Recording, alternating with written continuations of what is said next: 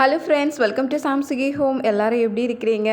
இன்றைக்கி நம்ம பார்க்க போகிறது மினிமலிசம் அப்படிங்கிறத நம்ம எந்தெந்த விதத்துலலாம் பயன்படுத்தலாம் அப்படிங்கிறது தான்.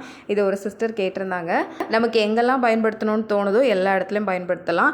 முக்கியமாக ஒரு 10 இடங்கள் 10 விஷயங்கள் நான் சொல்கிறேன். இந்த 10 விதங்களில் பயன்படுத்தும் போது நம்ம உடனே ரிசல்ட் பார்க்க முடியும். இப்போ இந்த காலம் ரொம்ப அதிகமான ஷாப்பிங் பண்ணுறது, நிறைய பணம் செலவழிச்சாகணும் அப்படிங்கிற ஒரு கட்டாயத்தில் இருக்கும்.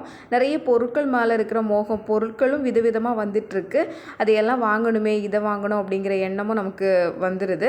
பொருளும் வீட்டில் அதிகமாக சேர்ந்துருது. இதே காலகட்டத்தில் தான் இந்த மினிமலிசம் அப்படிங்கிற வார்த்தையும் புதுசாக எல்லாருமே கேட்குற மாதிரி இருக்குது. எல்லாரும் அதை பற்றி தெரிஞ்சுக்கிட்டு இது ரொம்ப நல்லா இருக்குதே, இவ்வளோ பொருட்களோடு நம்ம வாழ்கிறத விட இந்த மினிமலிசம் வாழ்க்கை எவ்வளோ நிம்மதியாக எவ்வளோ சிம்பிளாக இருக்குது அப்படின்னு சொல்லி அதை பற்றி தெரிஞ்சுக்கிறதுக்கும் மக்கள் இப்போ ரொம்ப ஆர்வமாக இருக்கிறாங்க. இப்போ ஒரு விஷயம் வளர்ந்துட்டே இருக்குது, ரொம்ப அதிகமாக வளர்ந்துட்டு இருக்கு அப்படின்னா அதுக்கு தீர்வாக அமைகிற இன்னொரு விஷயமும் அதே நேரத்தில் வளர்ந்துட்டு தான் வரும். அந்த மாதிரி தான் ரொம்ப அதிகமான ஷாப்பிங் இருக்கிற இந்த நேரத்தில் இந்த மினிமலிசம் அப்படிங்கிற வார்த்தையுமே மக்கள் கொஞ்சம் கொஞ்சம் கேட்க ஆரம்பிச்சிருக்கிறாங்க. முதல்ல ஹோம் மினிமலிசம். இந்த மினிமலிசத்தை நம்ம வீட்டுக்கு பயன்படுத்துகிறோம். வீட்டில் இருக்கிற தேவையில்லாத பொருட்கள் எல்லாத்தையும் வெளியேற்றி நம்ம வீட்டை ஒழுங்காக பராமரிக்கிறோம். என்ன தேவையோ நம்ம வீட்டில் பயன்படுத்த வேண்டிய பொருட்கள் மட்டும் வச்சு அதை பராமரிச்சுட்டு இருக்கோம். தேவையில்லாத பொருட்கள் எல்லாம் வெளியேற்றுறோம். இதனால வீட்டில் பழைய பொருட்கள் அதிகமாக தேங்காது.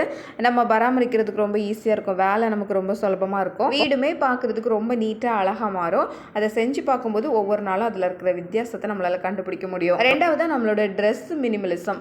அதாவது நம்ம போட்டுக்கிற ட்ரெஸ்ஸை மட்டும் வச்சுட்டு நம்ம போடாத ட்ரெஸ் நம்மக்கிட்ட நிறைய இருக்கும். போடாதது, நமக்கு உடம்பு அளவு பத்தாதது, நமக்கு பிடிக்காதது, இந்த மாதிரி நம்ம கடையில் இருக்கும்போது நமக்கு பிடிச்சிருக்கும், வீட்டுக்கு பார்த்தா அதை நமக்கு பிடிக்காது. சில ட்ரெஸ் பார்க்குறதுக்கு நல்லாயிருக்கும், ஆனால் நம்ம போட்டால் நமக்கு சூட் ஆகாத மாதிரி இருக்கும்.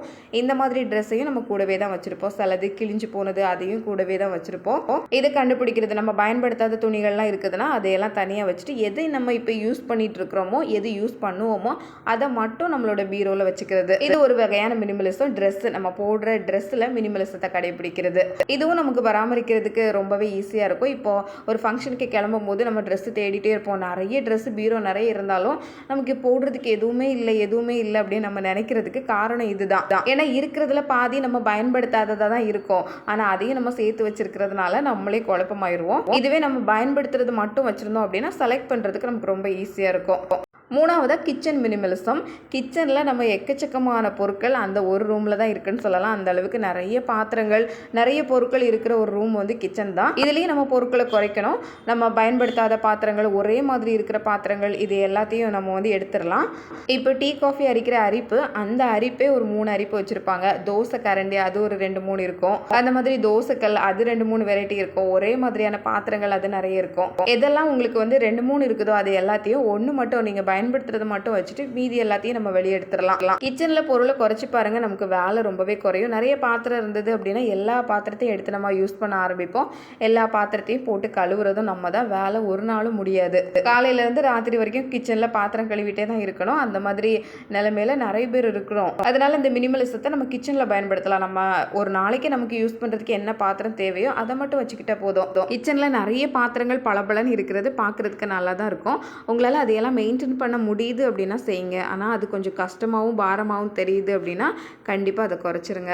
நாலாவதாக டிஜிட்டல் மினிமலிசம். இதை பற்றி நம்ம அதிகமாக யோசிக்கிறது இல்லை, ஆனால் அதுவுமே நமக்கு தேவை தான். நம்ம ஃபோனில் ஏகப்பட்ட ஃபோட்டோஸ் சேர்த்து வச்சுருக்கிறது, நிறைய வீடியோஸ், அப்புறம் நிறைய தேவையில்லாத ஆப்ஸ் வச்சுருக்கிறது, சோஷியல் மீடியாலே நம்ம நிறைய அக்கௌண்ட் வச்சுருக்கிறது. நம்ம ரெகுலராக எதை யூஸ் பண்ணுறோமோ அதை மட்டும் வச்சுக்கிட்டா போதும். மற்ற எல்லாத்தையும் நம்ம டீஆக்டிவேட் பண்ணி விட்டுடலாம். நிறைய அக்கௌண்ட் வச்சுருந்தோன்னு வைங்களேன், இதை செக் பண்ணணும், இந்த அக்கௌண்ட்டில் என்ன இருக்குது இதை செக் பண்ணணும், மெயிலுமே நிறைய சேர்ந்துருக்கும், அதையெல்லாம் அப்பப்போ டெலிட் பண்ணுற மாதிரி பார்த்துக்கோங்க. ஃபோட்டோஸ் வீடியோஸ்மே தேவையில்லாதது இருந்ததுன்னா அதெல்லாம் அப்பப்போ டெலிட் பண்ணி விட்டுருங்க. ஃபோனாக இருந்தாலும் அதில் நம்ம தேவையில்லாமல் நிறைய சேர்த்து வைக்கிறத விட எது தேவையோ அதை மட்டும் வச்சுக்கிட்டோம் அப்படின்னா ஃபோனுமே நமக்கு யூஸ் பண்ணுறதுக்கு ரொம்ப நல்லாயிருக்கும். அஞ்சாவதாக ஃபினான்ஷியல் மினிமலிசம். இது நம்மளோட பணம். இந்த பணத்தை நம்ம எதுக்கு பயன்படுத்துகிறோம் அப்படிங்கிறத பொறுத்து தான் இந்த மினிமலிசம் அமையுது. நம்ம தேவையில்லாத பொருட்கள் எல்லாம் வாங்குறதுக்கு, ஷாப்பிங் பண்ணுறதுக்கு, இதுக்காக நம்ம பணத்தை செலவழிக்கிறோமா, இல்லை உபயோகமான விஷயங்களுக்கு நம்ம பணத்தை கொடுக்குறோம் அப்படின்னா அதுலேருந்து நமக்கு பிரயோஜனமான ஒரு விஷயம் கிடைக்கணும், அதுக்காக நம்ம பணத்தை செலவழிக்கிறோமா அப்படிங்கிறத யோசிக்கிறது. பணம் நமக்கு யாருக்குமே சும்மா கிடைக்கிறது இல்லை. ₹1 இருந்தாலும் அதுக்கு நம்ம ஒரு உழைப்பு கொடுத்தா தான் அந்த பணம், அந்த ₹1 நம்ம கைக்கு வந்து சேருது. அப்படி இருக்கும்போது அந்த பணத்தை நமக்கு பிரயோஜனமான விஷயத்துக்கு பயன்படுத்துறதுக்கு நம்ம கொஞ்சம் யோசிக்கிறது. அதுதான் பணத்துக்கான மினிமலிசம். கண்ணில் பட்டதெல்லாம் வாங்காமல் அது வாங்குறது நமக்கு யூஸ்ஃபுல்லாக இருக்குமா அப்படிங்கிறது யோசிக்கிறது. அந்த பணத்தை நம்மளோட எதிர்காலத்துக்காக, நம்மளோட தேவைக்காக அதை சேமிக்கிறது. அதுதான் ரொம்ப முக்கியமானது. 6வது மென்டல் மினிமலிசம். இது வந்து நம்மளோட எண்ணம், நம்மளோட சிந்தனை, இதுக்கான மினிமலிசம். இதையும் நம்ம மினிமலாக வச்சுக்கும் போது லைஃப் ரொம்பவே நிம்மதியாக சந்தோஷமாக இருக்கும்.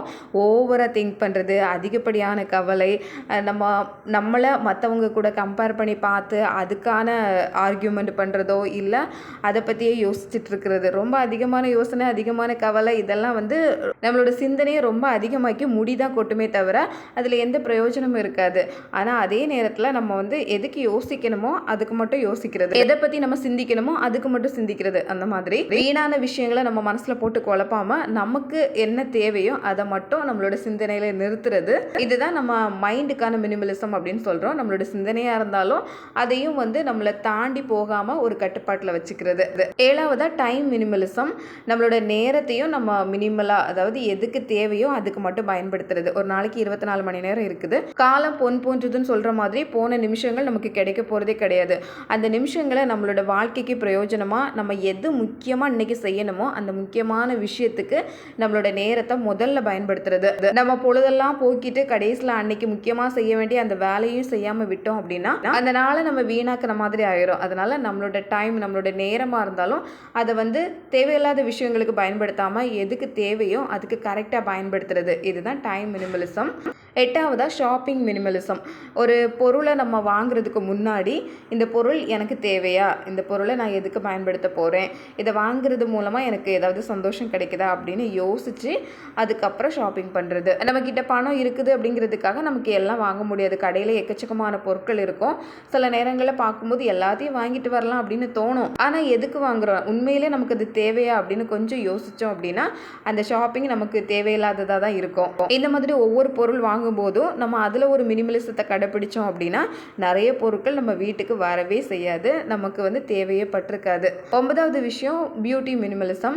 இதை நான் அதிகமாக யூஸ் பண்ணுறதில்ல, அதனால் இதை பற்றி எனக்கு பெரிய அளவில் தெரியாது. நிறைய பொருட்கள் நான் வாங்குறதும் கிடையாது. ஆனால் நமக்கு மார்க்கெட்டில் எக்கச்சக்கமான பொருட்கள் இருக்குது. க்ரீம் அப்படின்னாலே, ஒரு ஸ்கின் கேர் பண்ணணும் அப்படின்னாலே அதுக்கு எக்கச்சக்கமான ப்ரொசீஜர் இருக்குது. அதை வந்து நிறைய ஃபாலோ பண்ணுறவங்களும் இருக்கிறாங்க. புதுசாக ஏதாவது க்ரீம் வந்தது அப்படின்னா அதையெல்லாம் வாங்கி ட்ரை பண்ணுறவங்களும் இருக்கிறாங்க. இதனாலே இதுக்காகவே ஒரு தொகையை செலவழிக்கிறவங்களும் இருக்கிறாங்க. நிறைய க்ரீம்லாம் வீட்டில் வாங்கி வச்சுருப்பாங்க, பயன்படுத்துகிறாங்களோ இல்லையோ அந்த க்ரீம் மட்டும் நிறைய இருக்கும். க்ரீம் மட்டும் இல்லை, பவுடர், சோப்பு, பெர்ஃப்யூம், இன்னும் எக்கச்சக்கமான மேக்கப் பொருட்கள், இது எல்லாம் வந்து நமக்கு தேவையில்லை. அவ்வளோ வாங்கி அவ்வளோத்தையும் நம்ம பயன்படுத்த போகிறது கிடையாது. டெய்லி நமக்கு யூஸ் பண்ணுறதுக்கு என்ன தேவையோ அது கட்டாயமாக வச்சுருக்கணும். டெய்லி ஸ்கின் கேர் பண்ணுறதை ரொம்ப சிம்பிளாக மாற்றிட்டு நமக்கு ரொம்ப அத்தியாவசியமாக என்ன பண்ணணுமோ அதை வந்து கரெக்டாக பண்ணுறது. இதெல்லாம் மினிமல். ஒருவேளை இந்த ஸ்கின் கேர்லாம் ப்ரொசீஜர் அதிகமாக இருந்தால் நம்ம அதை கரெக்டாக ஃபாலோ பண்ணவும் மாட்டோம். ஒரு 3 ஸ்டெப்பில் நம்ம வச்சுக்கிட்டோம் அப்படின்னா நமக்கு ஃபாலோ பண்ணுறதுக்கும் ஈஸியாக இருக்கும். அந்த நிறைய பொருட்கள் வாங்கணும் அப்படிங்கிற அவசியமும் இருக்காது. அதே நேரத்தில் நமக்கு ஒரு பொருள் வந்து செட் ஆகிடுச்சு அப்படின்னா அதை வந்து அதையே நம்ம ரெகுலராக பயன்படுத்த பார்க்கலாம். புதுசாக வருது அப்படிங்கிறதுக்காக புதுசாக நிறைய வாங்கணும் அப்படின்னு அவசியம் கிடையாது. நம்ம ஸ்கின்னுக்கு எது சூட் ஆகுதோ அதை மட்டும் நம்ம ஃபாலோ பண்ணிட்டு இருந்தோம் அப்படின்னாலே போதும். சில பேர் வந்து நெயில் பாலிஷே 12 கலரில் வச்சுருப்பாங்க. அதெல்லாம் அவ்வளோ தூரம்லாம் தேவை இருக்காது. ஏன்னா அந்த 12யுமே அவங்க யூஸ் பண்ண போகிறது கிடையாது. நிஜத்தில் பார்த்தா ஒரு 3 கலர் 4 கலர் அவ்வளோதான் அவங்க யூஸ் பண்ணுவாங்க.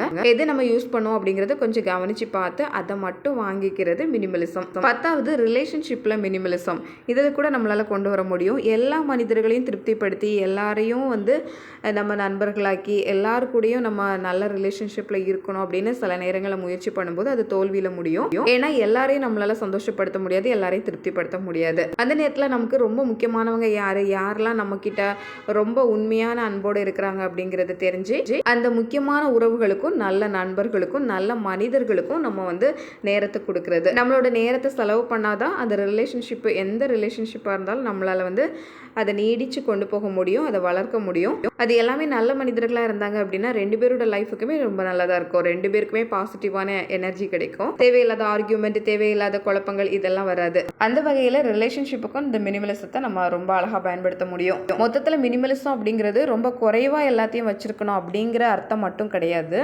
தேவை இல்லாததை விட்டுட்டு எது தேவையோ அதை மட்டும் வச்சுக்கிறது, இதை தான் மினிமலிசம் அப்படின்னு சொல்கிறோம். பொருளெல்லாம் ரொம்ப குறைச்சி வச்சுருக்கணும் அப்படின்னு இல்லை, நீங்கள் அதிகமாக வச்சுருந்தா கூட எல்லாமே உங்களுக்கு தேவையானதாக இருக்கணும், அவ்வளவுதான். தேவையில்லாததெல்லாம் நம்ம சேர்த்து வச்சுருக்கணும் அப்படிங்கிற தேவை கிடையாது. இதை நம்ம கரெக்டாக ஃபாலோ பண்ணும்போது நல்ல ரிசல்ட் பார்க்க முடியும். இந்த மினிமலிசம் உங்களுக்கு பிடிச்சிருந்தது அப்படின்னா கீழே கமெண்ட்டில் சொல்லுங்கள். சேனலை ஃபஸ்ட் டைம் பார்க்குறீங்க அப்படின்னா சப்ஸ்கிரைப் பண்ணிக்கோங்க. வீடியோ பிடிச்சிருந்ததுன்னா மறக்காமல் ஒரு லைக் கொடுத்துருங்க.